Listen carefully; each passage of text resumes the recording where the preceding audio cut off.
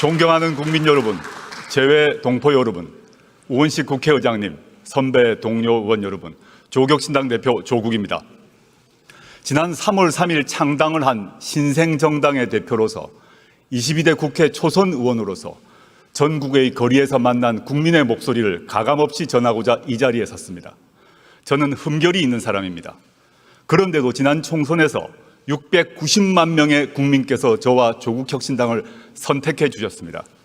그 마음 가득 명심하며 항상 겸허한 자세로 국민과 함께 하고자 합니다. 지난 총선에서 국민은 무도하고 무능하고 무책임한 집권 여당의 매서운 회초리를 들었습니다. 총선 후 윤석열 대통령은 말했습니다. 국민의 뜻을 겸허히 받들어 국정을 쇄신하고 경제와 민생 안정을 위해 최선을 다하겠다. 새빨간 거짓말이었습니다. 부자와 강자만 챙기는 국정 기조를 바꾸지 않았습니다. 경제와 민생 파탄을 외면하고 있습니다. 현재 서민들은 코로나 시국보다 삶이 어렵다고 하소연합니다. 소상공인, 자영업자 폐업률과 가계 빚은 날마다 치솟고 있습니다. 경기는 침체하고 나라 빚은 역대 최고로 쌓여갑니다. 게다가 무모한 의대 2,000명 정원 결정의 여파로 응급 환자는 병원을 못 찾아 목숨을 걸고 뺑뺑이를 돕니다. 상황이 이러함에도 윤석열 정권은 전 정권 탓만 합니다. 시도 때도 없이 이념몰이에 나섭니다. 반대자와 비판자들을 반국가 세력, 검은 세력이라고 비방합니다. 일제강점기의 불법성을 부인하고 식민지 근대화론을 주장하는 소위 뉴라이트 인물들을 정부와 학계의 요직에 앉힙니다. 그런데 윤석열 대통령의 거짓말은 이번이 처음이 아닙니다. 2013년 10월 21일 서울고검 국정감사장 기억나십니까? 윤석열 여주지청장이 증인으로 나와 저는 사람에게 충성하지 않는다라고 말했습니다. 저도 국민도 박수를 쳤습니다. 그러나 거짓말이었습니다. 저도 속고 국민 모두 속았습니다. 윤 대통령은 극히 일부 특권 계급 사람에게만 충성하고 있습니다. 특히 자기 자신과 배우자 김건희 씨에게 충성하고 있습니다. 거짓말은 윤석열 대통령만 하지 않았습니다. 2021년 12월 26일 김건희 씨는 허위 경력 논란을 사과하며 말했습니다. 남편이 대통령이 되더라도 아내의 역할에만 충실하겠다. 이 역시 새빨간 거짓말이었습니다. 대선 전 2022년 1월 공개된 녹취록에 나오는 김건희 씨의 생생한 발언 기억하실 것입니다. 우리 남편은 바보다. 내가 다 챙겨줘야지 뭐라도 할 수 있는 사람이다. 내가 정권을 잡으면 거기는 완전히 무사하지 못할 거다. 국민에 의해 선출되지 않는 권력, 즉 김건희 씨가 대통령 행세를 합니다. 여당 대표와 문자를 하며 회유하고 압박합니다.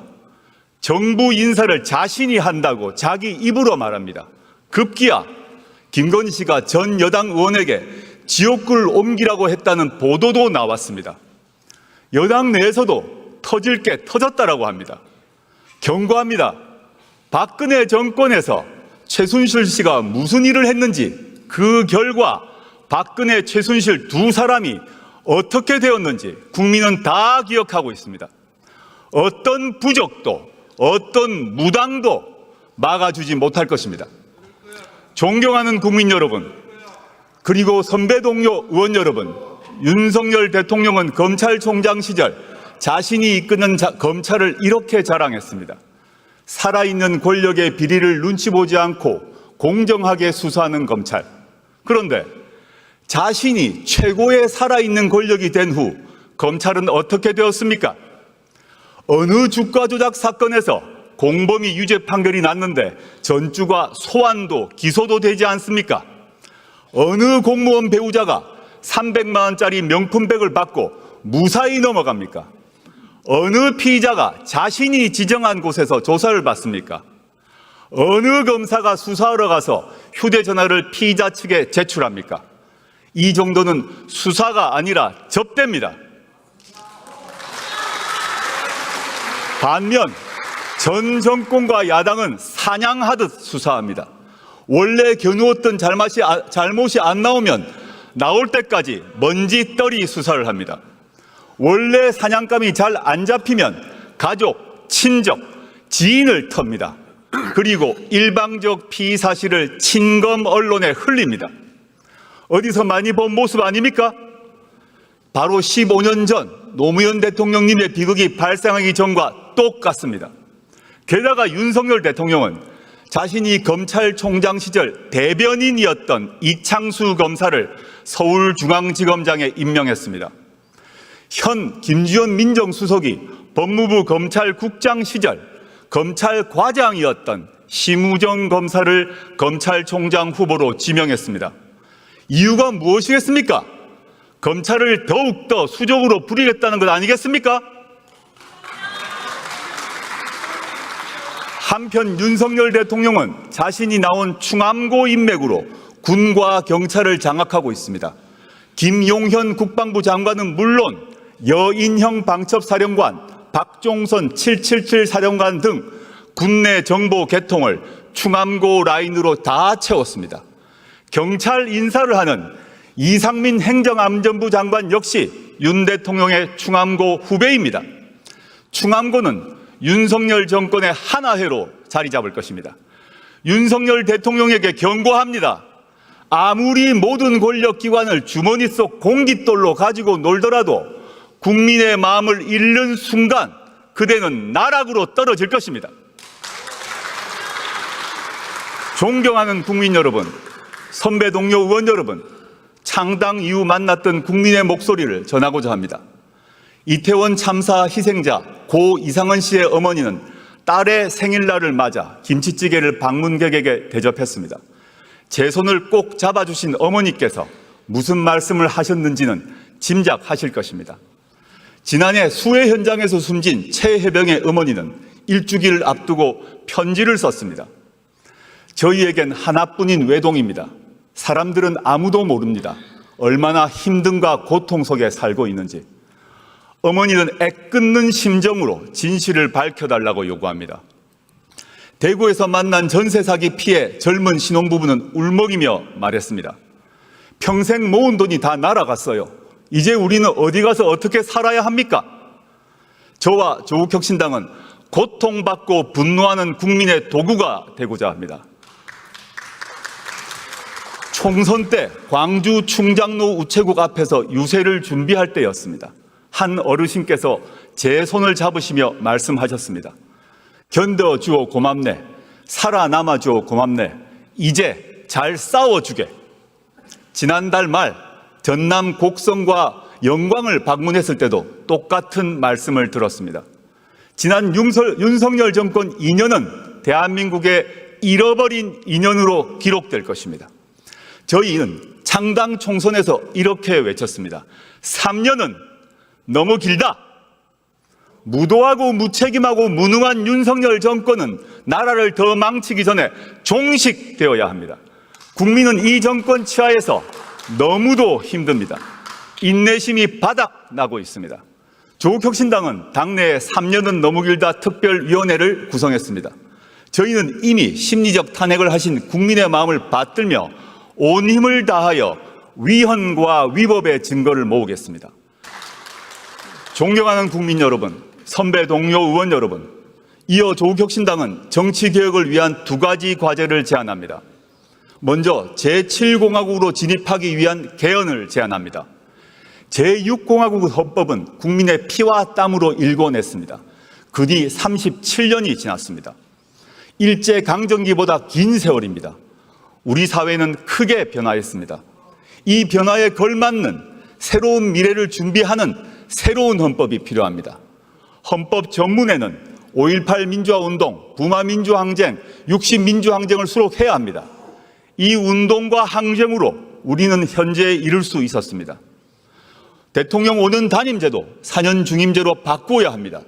책임 정치를 구현하고 국정의 연속성과 일관성도 강화할 수 있습니다. 민생과 복지를 위한 사회경제적 개혁을 원활하게 만들 수 있는 사회권 강화 조항도 필요합니다. 합헌적으로 수도를 이전할 수 있는 수도 조항도 신설해야 합니다. 가능하면 빨리 개헌특위를 만들어 개헌안을 만듭시다. 2026년 6월 3일에 이루어지는 지방선거 이전에 국민투표로 개헌안을 확정합시다. 그 국민투표는 축제가 될 것입니다. 두 번째 제안은 정치개혁입니다. 지금 대한민국 정치는 민의를 정확히 반영하지 않습니다. 우리 정치는 비례성과 다양성이 강화되는 쪽으로 개혁되어야 합니다. 최근 거대 양당은 정치개혁을 명목으로 지구당 부활에 합의했습니다.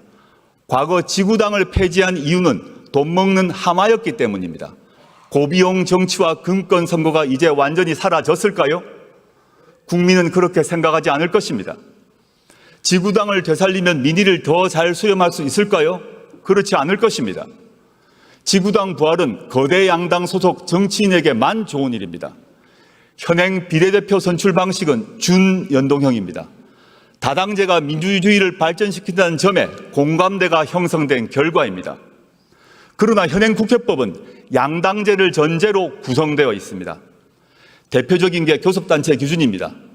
12석을 얻은 조국혁신당은 국회 운영에서 투명정당 취급을 받습니다. 690만 지지자 의견을 국회 운영에서 대변할 길이 없습니다. 정당 보조금 배분에서도 큰 차별을 받습니다. 동료 의원님께 간곡히 호소드립니다. 이제 교섭단체 기준을 개선합시다. 박정희 유신 독재 정권이 개학하기 이전으로 돌아갑시다. 정치 신인 때 정치개혁에 대해서 품었던 초심을 한 번만 돌아봐 주십시오. 존경하는 국민 여러분, 그리고 선배 동료 의원 여러분, 우리 국민은 교양과 품격 있는 지도자를 가질 자격이 있습니다. 절대된 국가 권력을 가질 자격이 있습니다. 주거와 돌봄을 걱정하지 않아도 될 자격이 있습니다. 조국혁신당이 쇄빙선이 돼 깨트리겠습니다. 조국혁신당이 예인선이 돼 이끌겠습니다. 4년 뒤 22대 국회가 끝날 것입니다. 그때 국민은 이렇게 말씀하실 것입니다. 조국혁신당이 정권교체를 위하여 가장 앞장서서 싸웠다. 그리고 조국혁신당으로 인하여 국회에서 주거권과 돌봄권의 기초가 마련되었다. 그 출발점은 2024년 9월 9일이었다고 말입니다. 조국혁신당은 행동하는 정치를 하겠습니다. 감사합니다. 만약 윤석열 대통령이 탄핵이 된다면 어디로 돈이 몰리게 될까요? 이런 뉴스들을 보시면서 동시에 부자가 될 수 있다면 믿으실 건가요? 지갑에 단돈 10,000원이라도 있고 시사정치에 관심이 있으신 분들이라면 지금 당장 돈을 벌 결심을 하셔야 합니다. 정치 뉴스를 꾸준하게 잘 챙겨보는 것만으로도 돈을 벌 기회가 있고 또 이미 큰 돈을 버는 사람들이 있죠. 이 사람들의 차이점은 뉴스를 단순히 뉴스로만 보는 게 아니라 실제로 어떤 종목들에 큰 영향을 미치게 되고 그렇다면 어디에 투자를 해야 돈이 몰리게 되는지 알고 있습니다. 월급만으로는 절대 채울 수 없는 부를 축적하고 있는 것인데요. 얼마 전 한강 작가가 한국인 최초로 노벨상을 받았다는 것을 구독자 여러분들 모두 아는 사실일 겁니다. 이때 부자들은 재빠르게 노벨상 수혜주 종목들을 찾았고 그 결과 예스24라는 종목이 순식간에 2연상을 하며 200% 가까이 오르게 되었죠. 저희 구독자 여러분들은 이미 다들 아시겠지만 이 예스24 종목은 저희가 정확히 어느 가격에 매수해야 하는지 또 언제 팔아야 하는지를 정확하게 공유해드렸었던 사실이 있었죠. 투자로 부자가 된 사람들은 사소한 시사 뉴스들을 그냥 지나치지 않습니다. 전문직이 아닌데도 부자가 되는 사람들의 특징이 바로 이것인데요. 돈으로 이어진다는 경험적 확신이 있기 때문에 진짜로 급등할 수 있는 종목들에 과감히 투자해 남들과 비슷한 연봉을 벌어도 절대 월급으로는 만들 수 없는 큰 투자 수익들을 지금도 만들고 있다는 것입니다. 이번엔 현재 가장 핫한 북한 도발을 대비하여 또 한 번 급등이 유력한 대장 종목을 알아냈는데요. 제 목표는 채널을 크게 성장시키는 것이기 때문에 여기까지 영상을 시청해주신 분들께만 이 정보를 드리고자 합니다. 제 개인 휴대폰 번호 010-792-8273으로 기회라고 문자를 보내주시면 링크 하나를 보내드릴 건데요. 링크로 들어오시면 이번 미대선주 그리고 북한 도발 관련 유력주를 공유해드리겠습니다. 또한 윤석열이 탄핵될 것을 대비하여 탄핵 수혜주 또한 미리 파악 완료한 상태입니다. 제가 돈을 받는 것도 아니고 투자를 대신 해드리려는 것도 아니니까 어느 시간이든 편하게 문자 한번 주시면 되겠습니다. 단돈 10,000원으로라도 시작해야 하는 게 투자와 재테크죠. 수익을 보시게 될 여러분들께 제가 바라는 것은 딱 하나입니다. 지금처럼 제 채널의 구독과 좋아요를 눌러주시고 새로운 영상을 만들 때마다 시청을 해주시면 됩니다. 제 번호를 꼭 기억해주세요.